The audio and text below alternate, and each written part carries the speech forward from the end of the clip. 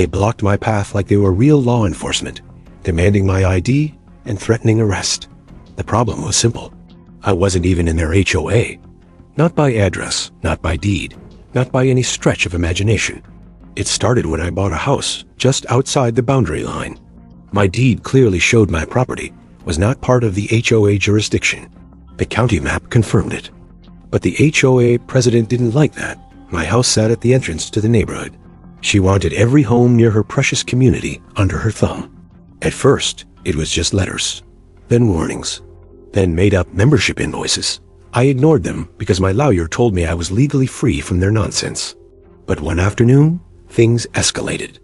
I was unloading groceries when two self-appointed HOA officers marched onto my driveway wearing reflective vests and plastic badges. One of them puffed out his chest and demanded to see my ID. The other threatened to arrest me for non-compliance. They acted like they owned the whole street. I felt my anger spike, but I kept my cool. Because if they wanted a legal fight, I was going to make sure I had every second documented. I activated my body cam, something I use for work, and pointed it directly at them. Then I launched my drone to record the property line from above, proving they had stepped onto land they had no authority over. They threatened me again. They claimed their bylaws gave them full community enforcement powers. I nearly laughed. Bylaws don't override actual property ownership or state law, and trespass is trespass. My plan was to let them dig their own grave.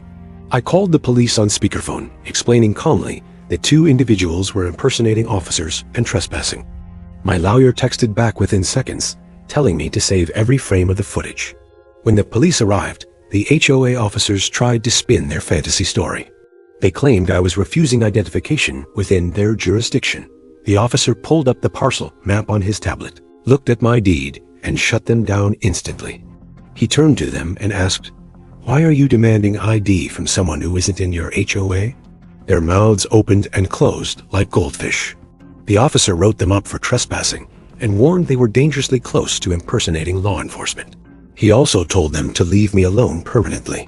A week later, my lawyer sent the HOA a cease and desist, along with the drone footage and body cam video.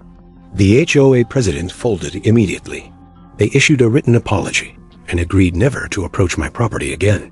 Now they cross the street just to avoid me. Funny how entitled people get quiet when the law steps in. If you love HOA justice stories, like the video and subscribe.